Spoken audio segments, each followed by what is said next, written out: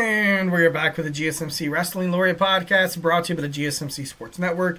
I'm your favorite wrestling fan here, Eric Rodriguez, every Monday night live on the GSMC Sports Network at 8 p.m. Pacific Time, 11 p.m. Eastern Time, here to talk about the greatest thing in the world, professional wrestling, and all the action.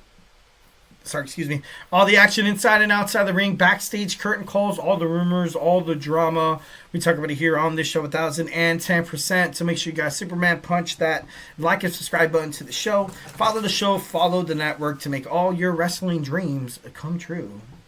Of course, if your dreams are to watch more wrestling content, then I'm your man. All right, without further ado, let's jump on into our third segment. We have Roman Reigns' WrestleMania plans. Will WrestleMania 41 go on without Roman Reigns? I thought maybe, like it was a 25, maybe like a 20% chance. But after what happened on WWE Monday Night Raw, we all kind of saw this coming. Not much of a surprise, and now we are going to get a triple threat match. But conspiracy theories in terms of wrestling. I thought it was going to be something a little bit more complex, trippy, and cool. But so it seems like we are going to get Roman Reigns at WrestleMania, which is pretty badass because he's been out. He's been out of action since the Royal Rumble. Which is it's not good. It's not good for WWE. Roman Reigns is the highest paid star on the WWE roster, and him not being a part of WrestleMania would have been terrible. Would have been terrible because it seems like, and it kind of sucks that it's true, that he hasn't really been on WWE quite consistently.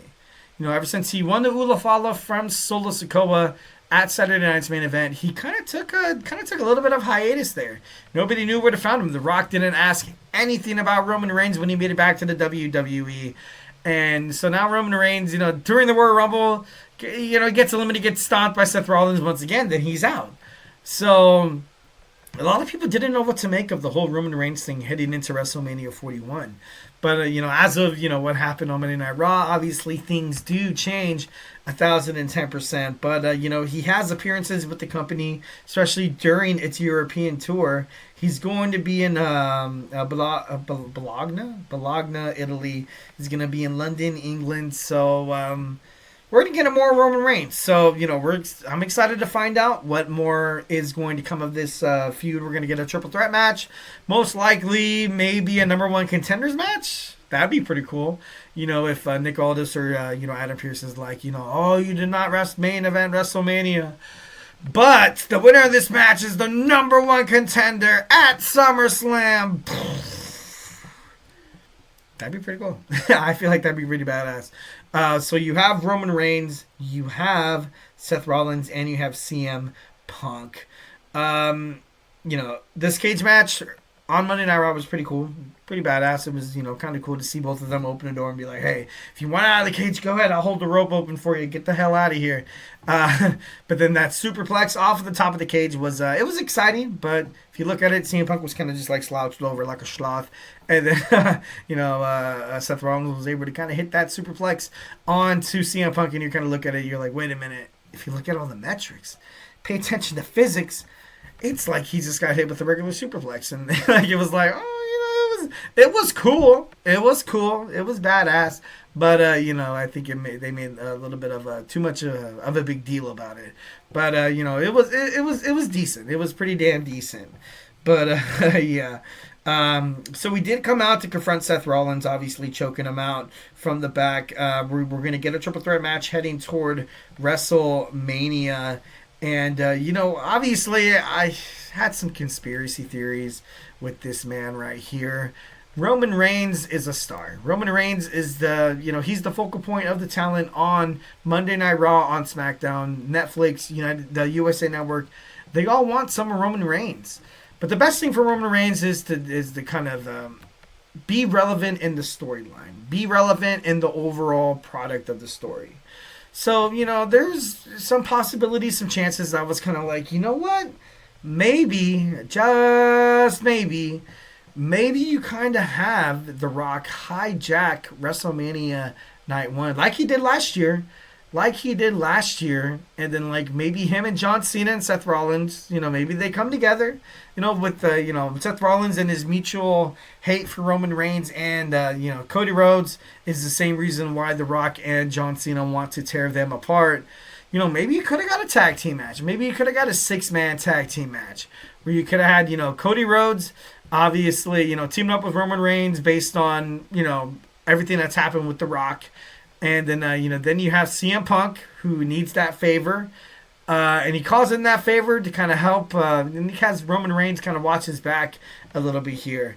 Obviously, now it just seems like it's, kind of wrapped in tinfoil and already done because of what happened on Monday Night Raw. We're going to get a triple threat match. But just playing around with it a little bit, it would have been an amazing star-studded tag team match if you would have saw basically Roman Reigns, team up with CM Punk, with Cody Rhodes to take on that one person, and two people who cost him the match and had Cody Rhodes finish the story, John Cena and Seth Rollins. And of course, with The Rock and everything like that, his cousin that went rogue a little bit, but it would have been. I feel like it would have been awesome. If you had, if you would have had this tag team match coming out, you had CM Punk call out, The Rock and John Cena on Monday Night Raw last week. I thought it was going to be them overall to confront CM Punk, but then Roman Reigns had to, come in, kick some ass, and take names. But I don't know. Right now, you are going to get that triple threat match. CM Punk, obviously, like I said, calling out The Rock and John Cena. I feel like maybe, I don't want to call it lazy storyline because, gosh, because it's going to be one hell of a match, so I can't be too upset about it. I really honestly can't.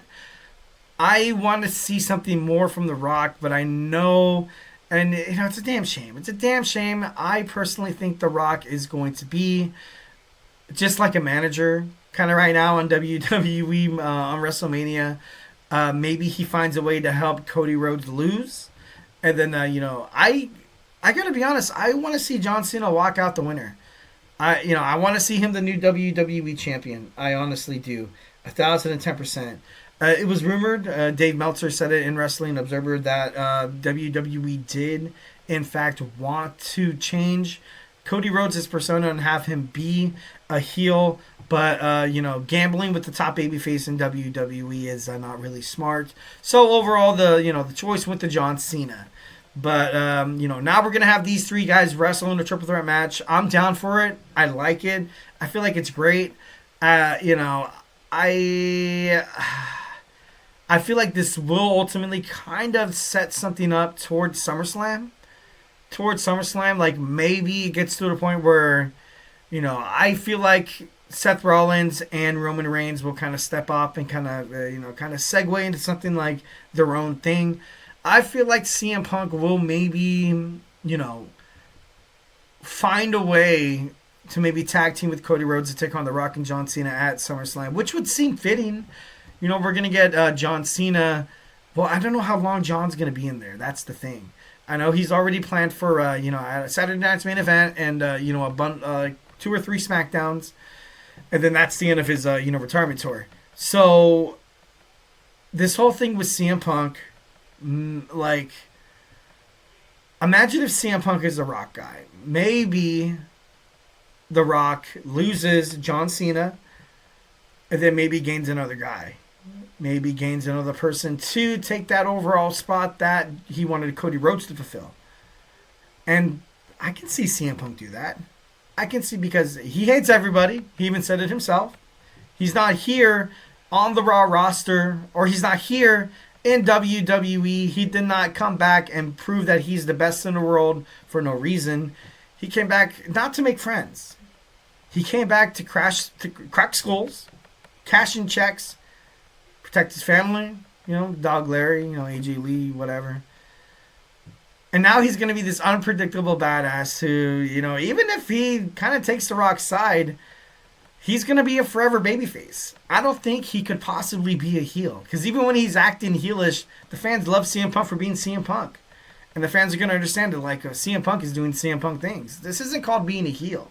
This isn't called being, an antagonist. This is just who CM Punk is. So maybe in that kind of, retrospect, maybe it might be a bad idea to kind of, for The Rock to add CM Punk to his faction once when John's gone. But I know sooner rather than later, I feel like, because as soon as John Cena went heel, he took to social media saying that sometimes you kind of have to do the hard thing, even though, nobody wants you to do it and you don't want to do it, but you have to do it.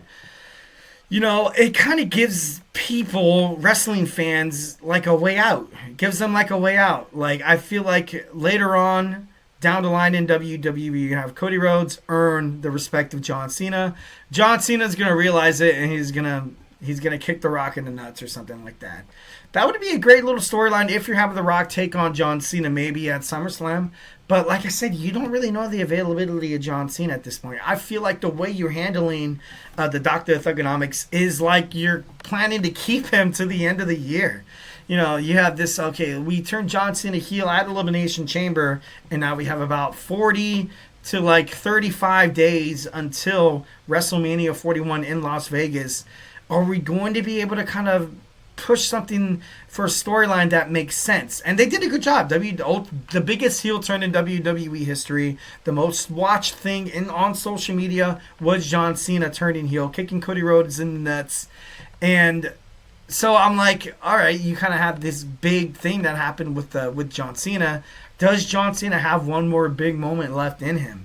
What if at the end of WrestleMania, you have The Rock trying to help out John Cena to win the match against Cody Rhodes. John Cena, although he did turn heel, doesn't necessarily mean he wants to win with disgraceful backup from the final boss, The Rock, and maybe he kicks him in the nuts, having their match build up, because the both of them have a 1-1 record against each other. We don't have a definitive winner between The Rock and John Cena. We still need that tiebreaker match, and it would be absolutely phenomenal to see these two superstars go at it, especially with John Cena. I imagine John Cena, the one person during John Cena's huge reign of dominance in the early 2010s, late 2000s, there was only one person to kind of be that equalizer, and it was The Rock. It was the wearing the shirts like boots to asses kind of thing. He took that little stupid little spinny belt, fixed the WWE Championship, and made it seem right. These two being together like right now, it makes sense, but I do feel like there's an overall there's got to be something more. There's got to be something more to this storyline. There's got to be something more to what Seth Rollins and Roman Reigns wants to accomplish, and there has to be something more than CM Punk. CM Punk is probably the only superstar that could literally show up to Raw or SmackDown and not have a definitive character stance, or not be like a heel, a babyface, this and the other. So what's gonna happen with this whole Seth Rollins thing? I know a lot of people are debating on Seth Rollins turning heel, him aligning himself with The Rock to take down Roman Reigns and CM Punk. So I could see that happen. I could definitely 1,010% see that happening. Especially I do think that main event match with John Cena and Cody Rhodes needs to be. There needs to be a stipulation. Or you're gonna get that that cheeky, that cheap. The referee gets knocked down and then everybody comes down and all hell breaks loose. I can see that happening. No tribal combat, because Roman Reigns isn't involved, or Solo Sikoa or whatever. But I don't know. Something needs to make up about this triple threat match. I know they're fighting at WrestleMania, and I do have high hopes that it's going to make sense at the end of the day. But post WrestleMania, I feel like just on the first episode of Monday Night Raw after Mania, there just needs to be something different, something badass. John Cena or Seth Rollins takes the deal from the final boss, and then bam. All right, guys, so hey, do not go anywhere. We're going to jump on into our next segment. We got MJF signing a lucrative contract with AEW, $15 million plus a year. So we're going to get into that when we come back. So grab your favorite snack, grab your favorite ice cold beverage, and join me here in about 25 seconds. So hey, do not go anywhere.